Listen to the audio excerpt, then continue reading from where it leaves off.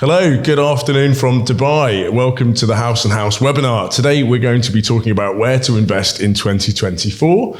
My name is Simon Baker, Managing Director of House & House Group, and today I'm joined by two really experienced off-plan and investment managers. We've got Stephen Leckie, who some of you may remember from previous webinars and lots of social media exposure, and Jana Zapatilova. So thank you both for joining me today.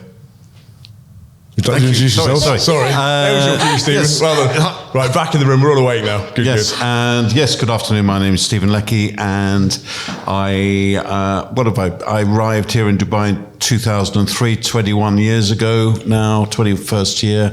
Real estate is my passion, and I have been with House & House for the last 5 years, off and on. Yes. Yeah, it's been that long, is it? Wow. Well, off and on. Okay, Jana, could you introduce yourself, please? My name is Jana. I am originally from Czech Republic. I joined House & House in March 2021, and it's been an amazing journey ever since. I have a team of very ambitious and dedicated brokers, and together we work really hard to find the best investment opportunities for the clients. Okay, brilliant. Thank you very much, guys. Well, today, just to give you a brief agenda of what we're going to be talking about today, we're going to be talking about the Dubai overview, market insights for 2024, where to invest, our panel's top pick, so what these two guys next to me think is the best investment opportunities for you, and followed that by that, we're going to have a Q&A session. So anytime during this that you think of a question, please pop it on there, and we can make sure that we answer it as towards the end, and try to answer any of your questions to make sure that we can add as much value to your real estate journey in Dubai as possible, really. So jumping straight into it, in terms of overview of the Dubai market. So if we talk about plan for 2040, there are some big numbers being thrown about. Stephen, would you like to kick me off with? So yes, if you haven't Googled 2040 Urban Master Plan, I encourage you to do so. It's quite an amazing plan that the government has for Dubai, touching on areas of, Yes, touching on areas of that focusing on certain areas geographically in the city. Firstly, the technology centres of Dubai Silicon Oasis. You've got the older areas, the heritage, we might call it Dubai Heritage, Dira, Bur Dubai. Then we go to the tourism areas of Marina, JBR, the coastline of Dubai, etc. Palm Jebel Ali, I'm sure, will be in there. And then we have the business district of the financial centre, downtown, and Business Bay. And then finally, we have a subject that we are all quite passionate about, and we're going to talk about a little bit later in this webinar, which is the Expo City. So there's 5 urban areas that the government are concentrating on. They also have a focus on encouraging people to come here, whether that be via visas, making foreign investment easier, creating legislation and laws that enable people to own their businesses 100%, extending the visa options, and we're looking at getting a population here by I think 2040 of around 8 million, 7.8 is 7.8, which is a big number, isn't it? So massive. It's like almost double what we have now. Yeah. How do you think they're going to do that, Jana? Have you got? I mean, with the master plan for 2040, basically they are trying to make Dubai the most attractive city in the world, right? They are not just with the population, increasing of the population, they are making visas very easy to get. Basically, investor's visa, you get, if you invest 750,000 dirham, you get a 2-year investor visa. Now with the golden visas, with investments of up to 2 million dirhams, it's very easy to open a company here in Dubai.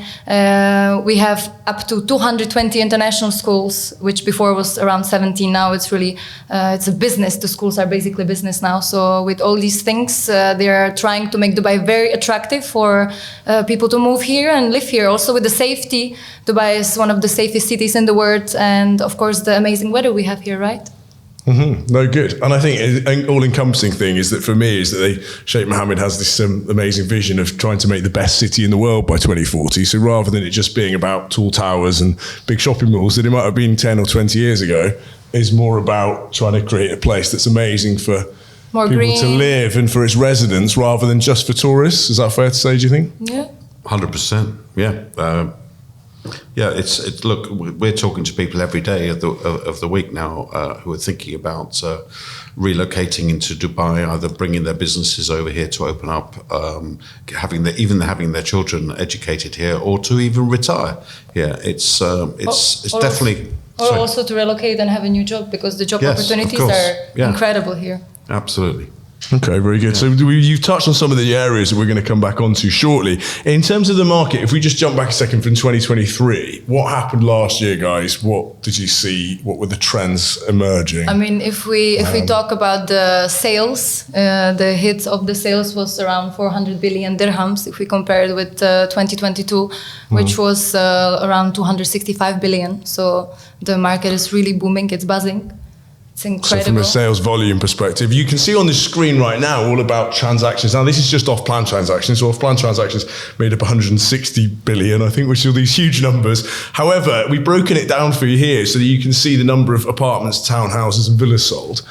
Just to give you some idea on supply and demand metrics, or supply metrics, I should say, sorry. And in terms of those numbers, I think for a lot of people, they're probably surprised at how few villas and townhouses, or certainly villas, compared to apartments. What do you guys take from that in terms of this numbers of supply? This is units launched to the market, say 284 projects launched to the market. During that time, the same 12 months in 2023, there were 240 projects completed and launched units 81,000. So what did you guys take from these numbers? Is there anything? Look, we had a net increase in population last year of 100,000 people. When you look at those figures, you might think, if you're an investor, I'm just going to be buying villas and townhouses because that's what there's less of. That's not to say that apartments aren't also something that's worth investing in.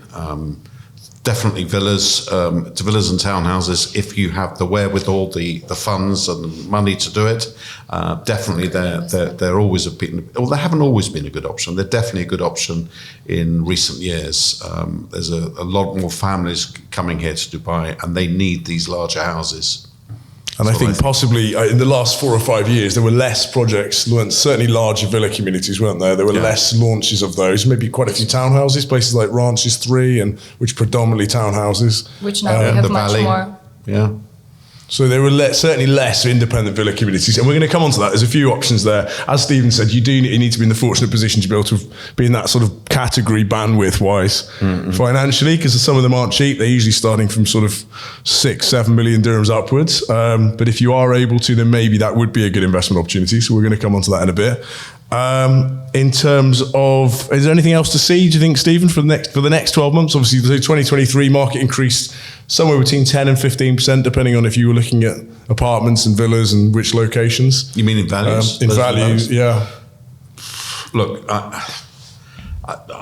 a bit reluctant to talk about what the future values are going to be, because we've all learnt our lesson that everybody talks about the future and how much things are going to be worth. Look, the population is exploding. This is probably one of the best places in the world to live at the moment, in terms of safety, in terms of safety for your funds, your money, your family, your business, etc. I see very positive outcomes for Dubai. Is property going to continue to grow in value as it has done in the last last 24 months, etc.? I hope so. In some ways, I hope it kind of levels off, because we want more and more people to come here, and we want it to be more affordable for a lot of people. I don't know what you think about that. Yeah. No, I would agree. I would agree with you. I mean, I do feel that even if you compare to other major cities in the world, Dubai still seems fairly affordable compared to lots of places like we're from London or whatever, but not necessarily just London, but you compare to any other major city in the world, and actually still seems quite reasonable. Well, of course, if your expectations are to move from a 1 or 2 bedroom flat in London and come and buy a 6-bedroom villa in Dubai, then it probably would seem quite expensive still. Look, I still go back to something that we were talking about. I don't remember whether it was a podcast or just a discussion in the office a couple of months ago. Was that there are statistics that show that Dubai, on the scale of all the world cities and where they are in price per square foot, we're something like 140. 140 on the list. I mean, it's I would have thought we should be in the top 40 as for everything that Dubai offers, but no, we're 140. So So potentially there's still some value left on the table. I think the other thing to look at is rental income. Now, rental returns typically in Dubai have always been very, very strong. There's a transient population and people coming and going. So rents have always been, from an investor's perspective, always been very, very strong returns. And we were, getting an average of 6 to say 7% rental income net. In terms of some of the villa communities, because the service charges are low and the demand's very strong, the returns have even been up to 10%, which is probably almost unbelievable. If you're coming from a European market, you probably think, right, turn these guys off. I don't quite believe that. Yeah, there are people spending 200, 300,000 dirhams, pounds per year to rent a house in Dubai. We've seen quite a lot of examples of that, so it's not the few and far between, is it? No. We will come on to some of that in a minute. Is there anything else we're expecting to see in 2024? I mean, hopefully further maturing of the Dubai market. Obviously, as the population grows, I feel like in the last 20 years that we've been here, Stephen, it's certainly matured and it's changed, and doesn't feel like the place that you come for 6 or 12 months to try and make your fast buck. It seems like the place that people are moving to for the next decade. Even if you come here for the 6 months, you will love it here so much, so then you will decide to stay here. We'll stay even longer. Well, so possibly, yeah, that's maybe one argument. Look, I can say from my point of view, and what we're seeing that the developers are launching in the last year or so, last couple of years, there's some very, very high quality properties coming onto the market, and we're going to see a lot more of that coming in the coming years. Do you have any favorite area, maybe? Coming on to hot topics, yeah. One area you touched on earlier, Stephen. One of the 5 focuses of the government, in terms of development, is a little development called the Expo. Can you tell us about Expo? Me? Yes. Yeah, please. I'm sure we can all talk about Expo. I think you're very passionate about it, so you carry on. Expo City, it's the legacy of the Expo 2020 event that happened for 6 months actually was delayed due to the pandemic, happened in 2021. It's a city that's had, I think it was around $7 billion US spending on it to create the city itself for the events, and we're starting now to see companies moving into the area, people like Siemens, DP World, Energies, French energy company. Siemens have moved some of their head offices from Germany to Expo City, incredibly. We've got restaurants, we've got a metro, we've got one of the largest, I believe it will be the largest exhibition centre in the Middle East, moving from the traditional area of downtown Dubai. They're closing that or certainly reducing the size of it, and they're moving a lot of their events up to Expo. We have a metro station, we have a mall by Emar, which is opening in the next 3 to 6 months. You've got a city which is declaring itself as a 15-minute city. And what does that mean? That means that you will be able to travel from one end of the city to the other in 15 minutes or less, using electrical power. There's no cars. All the cars are underground. Very good. Okay, Parking, and also all the houses and all the apartment buildings will have underground parking. The cars will come in from the outside of the centre of Expo, drive underneath, and that's where they will park. So the whole city will be very safe in terms of, and also obviously there's no exhaust fumes, etc. It's on that greenery bit, Joanna. Is there anything that you'd like to add in terms of the whole sustainability and exactly? Green spaces? I mean, Expo. It's like a Sheikh Mohammed baby. I would say His Highness. I would say, and it's the main idea of his is to create a sustainable city. Where he wants to basically reduce the carbon emission by 45% in 2030. Basically, they are planting 1 million trees to create more harmony, more greenery for the residents. As Stephen said, I really love that it's full pedestrianized. Basically, there's no cars around, so it's also like very safe for the family. And it's like 15, you can walk everywhere, or either you can take a golf buggies. It's 24/7 free service. You can go everywhere with the buggy. There is a 10-kilometer of running track, 5-kilometer of running track, 10-kilometer of cycling track. It's very like the idea of greenery. Let's say 60% of the whole area, it's dedicated to greenery. If you compare it to any other developments, usually developers, they try to make master communities where they build a lot of residential areas and not that much for the greenery. And in Expo, it's the complete different. And also very important is that the master community, the infrastructure is already there. So usually, I think that's a really important point, though, isn't it? Really, exactly, to really hit home on. It's also, if I would have an investor who would come to the market and tells me, okay, like how to decrease the risk on my investment. So first in Expo would be that it's government owned, that the master community is already there, and then third would be the payment plan, because the Expo offers the best post-payment plan or payment plan in the market. Yes. So, Stephen, do you want to tell us a bit more onto payment plans? Sky Residences, some beautiful new apartments in the heart of Expo, which are being built, as Jana just mentioned, they're being built in the middle of a city which is already built, which is really rare for Dubai this is very normal for anywhere else in Europe or anywhere else around the world, where you have a city and they're going to add some residential to it. Maybe rejuvenation or whatever. But in Dubai, typically, they build whole communities, they build the residential, and then afterwards they add shops and restaurants, and it might take the poor people who live there for the first few years, mightn't it, time to have facilities and services and everything else.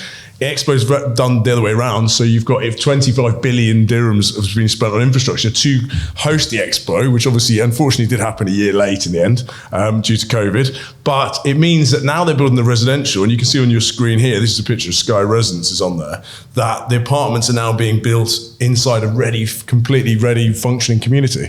Yep.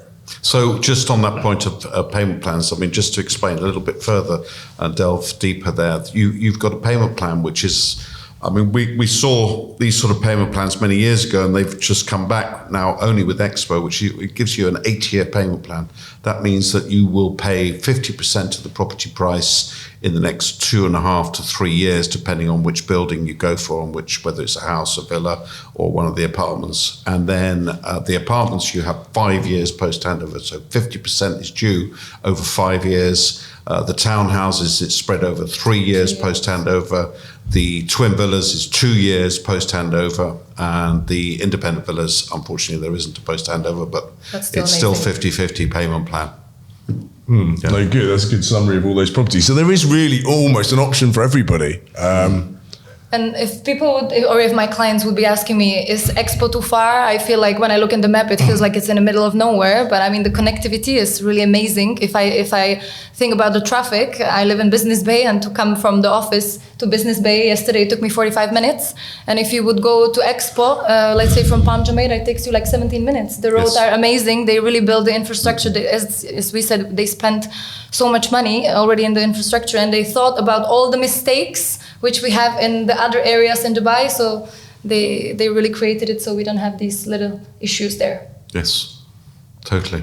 I think it'll just, look, people coming to the city in 2 or 3 years' time will have options of various different lifestyle and communities to live in, whether that be somewhere like Dubai Hills, somewhere in downtown, the Palm Jumeirah. I really, truly believe that Expo will be one of those areas that professionals, executives, etc., will want to live in. To be honest, coming back to that location thing, the map which we just had up there again, if someone can very helpfully put that back up for me, it doesn't actually mention the new airport, which is really, really important, because Dubai is obviously probably the most revolutionary city in the world, who can plan a master plan 20 years in advance. And the new airport, Dubai World Central, is going to be the biggest airport in the world. It probably is. It isn't there in terms of volume yet, but eventually, when they move all the Emirates and everything moves from Dubai International, which you can see on the right hand side, so in old Dubai, if you like, when that moves it's in line with Jebel Ali, Dubai World Central. Unfortunately, not on your map. It's on the other side of Expo, so just to your left of Expo. Then suddenly the whole of Dubai moves that way. You've got new Palm Jebel Ali, which is just being launched. So Dubai is slowly moving sort of southwest down the coastline, and in line with these huge projects that, yes, it's probably be seen a little bit like maybe somewhere Arabian Ranches or somewhere was 20 years ago, where they used to say, "Oh, who would live there? It's out in the desert." Exactly. And actually, then now it seems quite essential. Well, even now. Dubai Hills, people would say 6-7 years ago, who wants to live in Dubai Hills? And now it's probably one of the most popular places that people who bought originally, some of them I remember, I was just chatting to Stephen earlier, who bought from us in 2013. They've doubled or more than doubled their money if they bought it and kept it for the last decade. So this is really something where I see Expo being really interesting. It isn't a short-term investment. It's an investment for the next decade. It's investment. It's your next Arabian Ranches, if you like, for 2034 or something. And when that population also hits this level, there'll be a lot of people that'll be very happy to come live in a very nice green community where you've got very clever things like the townhouses have got underground parking. The apartments have all got like 3 levels of parking, for example, that we were talking about earlier. So it's just very, very clever infrastructure, and it's all impeccably well made as well. The finish of it is very, very impressive, and I think it's hard to convey that to someone unless you come and visit almost. So definitely jump on a plane and come and have a look for a couple of days. And I think it's very hard for us to we can be salespeople and say this is fantastic, but actually when you come and see it for yourself, I think that's so important. I think probably we're going to jump onto another couple of projects that we want to talk about. We're very passionate about Expo, and if you have got any more questions about that, please drop us a cue for the Q&A, or even you could get on a call with one of these guys directly and have a chat about it. In terms of panel picks, they've asked us to all come out with a project. Now, my one, if I'm going to be thrown in the deep end first, was a project called Emar Oasis. So Emar have launched, you can probably see it there, it's the long blue sort of long blue piece of land right in the middle. It's just left of Arabian Ranches.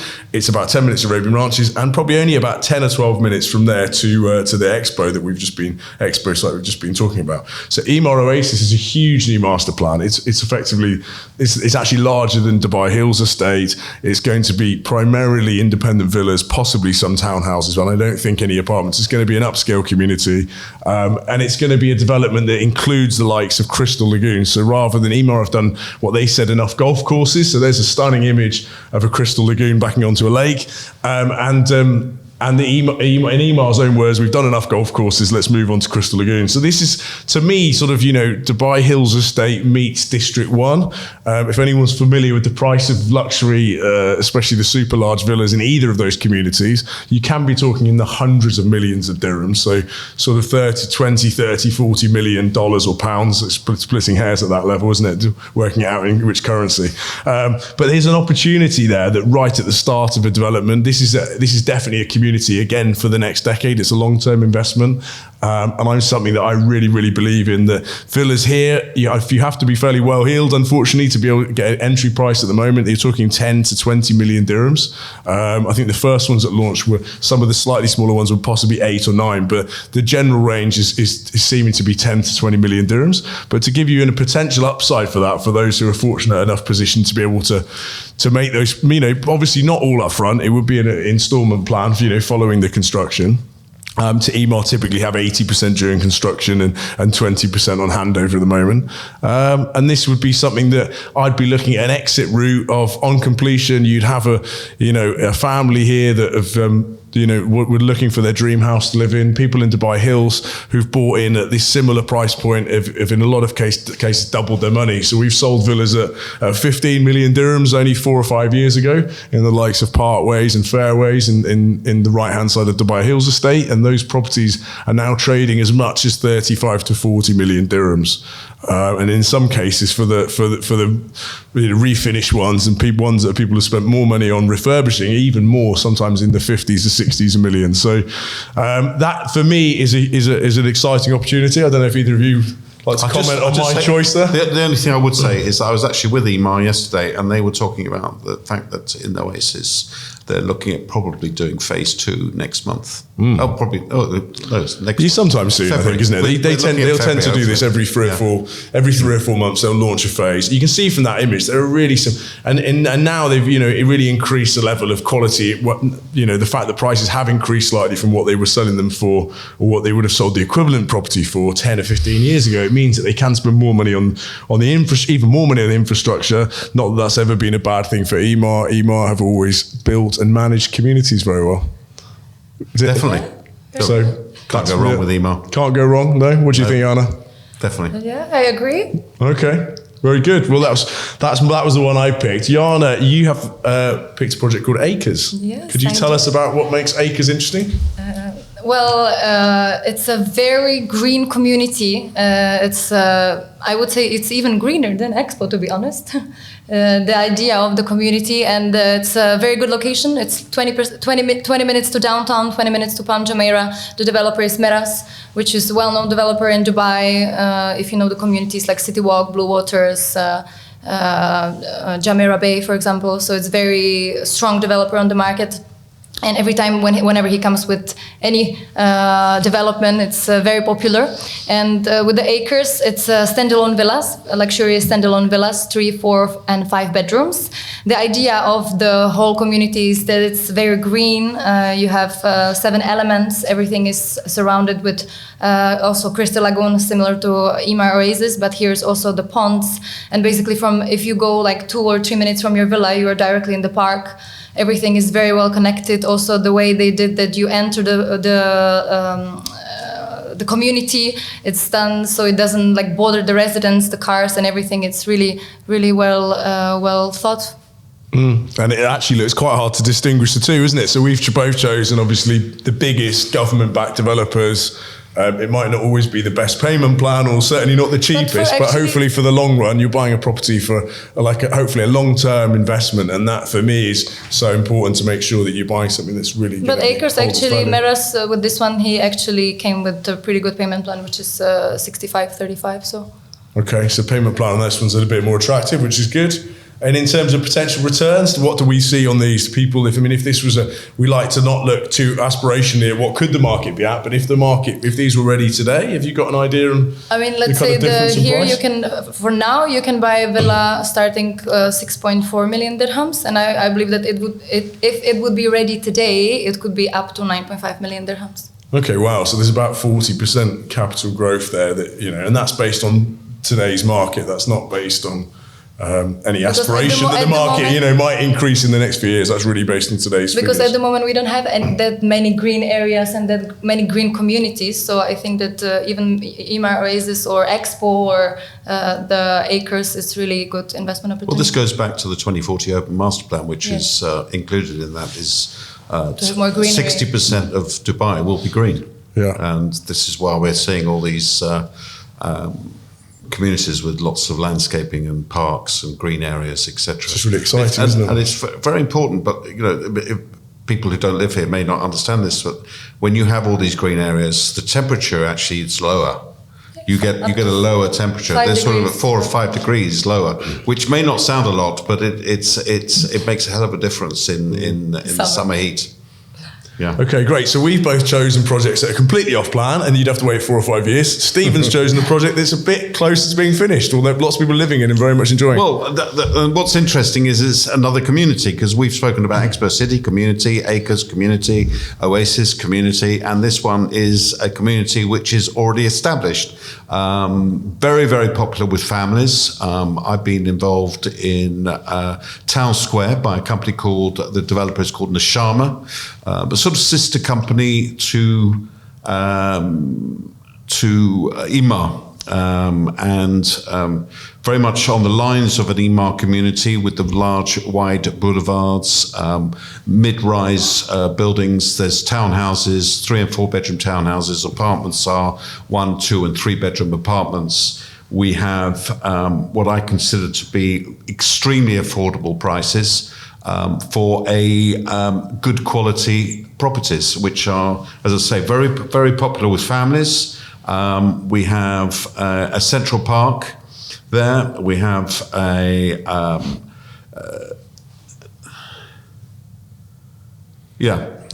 No, it's a lovely place. Yeah. I mean, actually, and I've been there, and it's so green. They've got this huge park in the middle, and it's very impressive, isn't it? For value for money wise, as you touched on, Stephen. Yes. We've showcased 2 probably slightly more expensive developments, and this is something that it's more affordable. One you were telling me earlier, 2-bedroom apartment for 2-bedroom apartment is around 1.1 million dirhams, which equates to around £300,000, or I believe it's around $300,000 on a 50-50 payment plan. You can buy something today, it'll be ready in 3 years. You pay 50% during construction and 50% on completion. That can either be paid by cash or using a mortgage. Whether you're overseas or local, you will be able to get a mortgage to buy these properties. And recently, rents have started to increase quite a bit, where now the return on investment is on a par with many other developments in Dubai. It was before slightly under, but now it's certainly on a par. I would say sort of the 8%, even 9% growth. Is it really that high? Yeah. Wow. You're looking at a two-bedroom apartment now is renting on the park around 90,000 unfurnished. They're doing some holiday rentals there. The two-bedroom holiday rentals in high season are renting for around 14,000 a month. And I guess that's kind of in line with, especially after the pandemic, people really started appreciating green spaces, didn't they? And they appreciated low-rise apartments being very popular. So actually, it's no surprise. And as you touched on earlier, all the communities we're talking about they're communities that are by the biggest master developers. They're not only well planned and well executed, but they're also very well managed to make sure that in 20 years, that property investment will be doing as well as possible, rather than just being a standalone building that you're worried about maintenance and things. So I think that's probably all we've got time for on the different panel picks. So thank you very much, guys. I hope that was interesting. And if you do have any questions, we glossed over those very, very quickly. There's a lot more detail to go into on that. And please do shout if there's any questions about that. I think jumping into the Q&A session now, because these guys could share some questions that have come through, and we'll do our best to answer them. The first question is, what is the average rent in Dubai for a two-bedroom apartment? I mean, it depends on the area, depends on the facilities. Yeah, so it's quite a big range, probably, isn't there? What do you guys think? We can, if you're thinking about coming over, if you're an investor, what would you say a two-bedroom apartment in somewhere like Nashama is 90,000 a year, which is what's that? So Dubai Hills might be 200 or downtown. I mean, obviously, it does depend on the residence as well. So now you're getting it. There's a trend in obviously like luxury branded residences where you might see a two-bedroom being £100,000 a year, so there is a big range, and it does vary a lot on location. I would say as a percentage in terms of rental income, it could be anything from sort of 4 or 5% in your downtown and your financial centre, all the way up to 8 or 9% potentially. So there's a big range. What would you say the lowest entry level two-bedroom apartment is renting for in Dubai? Probably 70 or 70. Yeah, probably about 70. So. Yeah, 65. Yeah, 65, 70. Yeah, that's. There's a huge range in quality, in age of project, in location. So we'd have to give you something a bit more with a bit more info. We'd have to give you a more specific answer. But moving on to the next question. Next question is, what do you expect from a construction quality perspective in Expo City Valley as compared to a non-developer like Emar or Nakhil? I mean, as it's government, I believe that the quality will be very good. So the materials they're using, they've actually, they're one of the few developers that are showing us what they're going to build in terms of, they have show apartments, they have a show villa, they're showing the materials that they're using. There's no plastics, it's all reconstituted stone, natural stones, all solid wood cabinets in the kitchens. There's, which is unlike anything you'll even find from Emar, unless you're very high end in Emar. What else? We've got high quality kitchen equipment, German brands, etc. Sort of, what's it called? Where you have the smart home technology throughout. You just put your finger on the front door and button, and you can get in. Amazing technology. Well, it's obviously your finger, not I don't someone know else's finger. who's taken someone else's finger in your own speaking. house. Yes. But, very good. Not to be glib about it, I would say that Expo. So a one-bedroom apartment in Expo is around 2 million dirhams. If you put that into downtown, that same apartment would probably be more like 3.5 million. And there isn't the quality that you will find matching Expo. Yeah. No, that's fair. So you are. They're not cheap, but you're getting a big apartment, aren't you? 1,000 square, almost 1,000 square foot, very high quality. Which again, I mean, people and large sizes as well, much larger than you would get elsewhere. It seems short-sighted to just buy the cheapest thing, isn't it? As they say. So yeah, if you know Dubai and you know developers, I would definitely compare Expo to something you would find with Ellington, for instance. Good comparison, Steve. Or Select, maybe. Maybe, yeah. Next question is, can you get a mortgage while it's not getting built? Well, you can get a mortgage for 50% of the value as a non-resident overseas buyer. It's for off-plan. Well, it does depend on the developer. So typically, these mortgages did stop, and the reason they stopped a few years ago was because the payment plans didn't require them. So imagine that you had 50 or 60% on handover, you just didn't need it because you waited until it was physically finished. There are now the big developers like Emar, there are banks who will finance them off-plan. So what that means is that the buyer would have to obviously arrange the mortgage, and they would have to make the first lot of installments to reach that 50%, and then upon that 50%, the bank would then take over. So just to avoid confusion, it's not that the bank and the buyer pay half each. For each installment, the buyer would have to pay the first 50%, and then the bank would step in after. They are very limited on the availability of that. Even some Emar properties, they don't offer it, and I don't think it's available to overseas buyers. I think it's only available even to if local. the projects, they have payment plan, let's say 50-50, so 50% you pay over the construction, and then before the completion, then you can apply for the mortgage, right? Once you have the it's certainly not a given, is it? No, and the mortgage has to obviously be approved. So we could put you in touch with the mortgage broker. We have a couple of mortgage brokers working in the office, and that would probably be best. Don't assume that you could take a mortgage, which is probably why something like Expo is so attractive with your 5-year post handover, because it's giving an interest free, and that's the big one as well. There's no arrangement fees, there's no interest chargeable, and obviously the rent of the tenant will pay 5 years worth of payments for you. So that's the really exciting bit on that one. Okay, next question, please, Emar. What are your thoughts about the last few launches on Emar beachfront? I think the last few launches on Emar beachfront, right? Well, I mean, some of them have. Emar obviously getting towards the end of Emar beachfront. They've been pushing the boundary price-wise for sure. So the difference between, we always look at the difference between current market and what the developer's selling for. And obviously, in some of these cases, the last few launches from Emar have been quite a lot higher than what the current price is. It's probably fair to say. And quite aggressive. So whereas we're looking at something like Acres or Emar Oasis and saying that actually just on today's values, your property should appreciate 30 or 40%. The reality is obviously with some of the other launches, even from Emar, the best, one of the best developers in Dubai, they're not all created equal. So certainly asking someone's advice is really, really important as to work out, what do we really see that property being worth in the future? And don't be afraid to ask an agent to provide you data. We use a lot of data from the likes of Property Monitor and these, which is land department transactions. So, don't believe me or don't believe Steve and don't believe Yana, but ask us to provide data with transactions that have happened to back up our claims and make sure that we're telling you the right thing. And that includes rentals as well. It covers rentals. We can tell you rentals as well. Resales, off-plan sales prices, etc. We can provide all that information. We can't always predict the future, but we can certainly give you 20 years of history in Dubai market. We can give you facts and figures on what's happened in the past so that you can make the most educated decision possible. I think that's the most important thing to say there. Any more time for any more questions, Emar? Yeah, I've got time for a couple more. We've got, what's your opinion on JVC? It seems to be overcrowded with a lot of supply coming up. What projects in particular could be a good investment for the future? Stephen, this is a question for you. Yeah, so they're going to look at me because I'm quite a fan of JVC, and yes, I'm also getting a little bit confused with the amount of launches that are going on with JVC. It seems that almost every day we've got a new launch. Look, I'll go back to it. Just stick with the main developers, the Ellingtons, Iman Group. Anything from them is good. Ellington, to a certain extent, Green Group. There are some interesting developments. I really like the development by Taraf. It's called Terrazzo. Very keen on that. It's a sort of resort style lifestyle. It's over, I think, 6 plots of land, swimming pools, infinity pools, kids play areas, etc. Really like that I've seen recently. What else have I seen? That's about it, really. Yeah, just Speak to me. I'll let you know.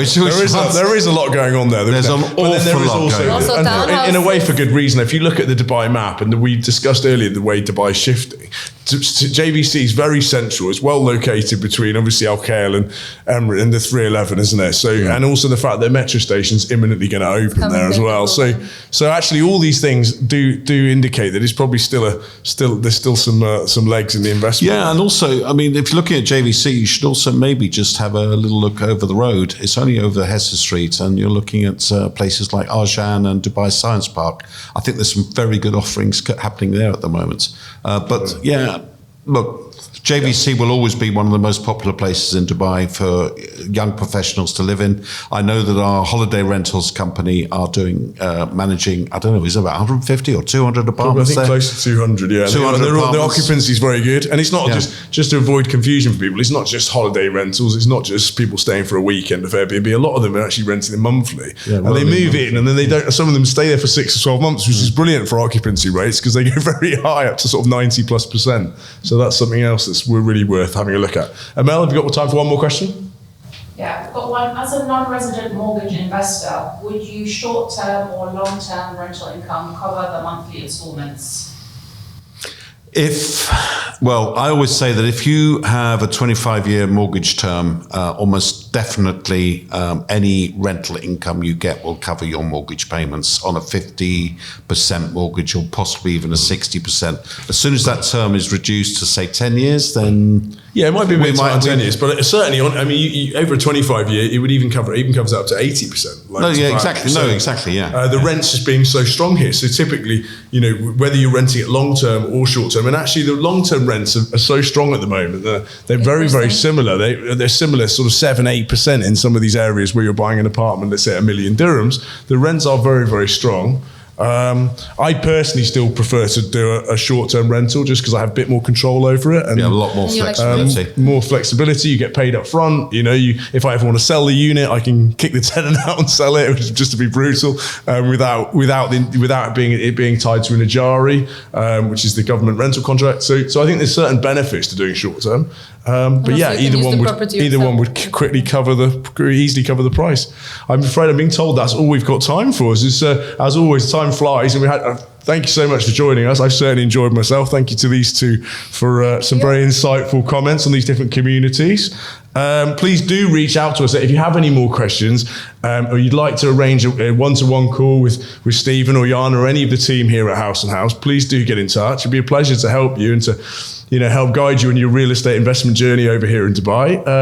And as always, thank you again for joining us. We'll send out this video shortly afterwards as well as the webinar as a video in case you missed any bits of it or you'd like to watch it again, would like to share it with any family or friends. In the meantime, thank you so much for joining us, and we look forward to speaking in future. Thank you, guys. Thank you. Thank you very much. Bye. Take care. Bye. Bye.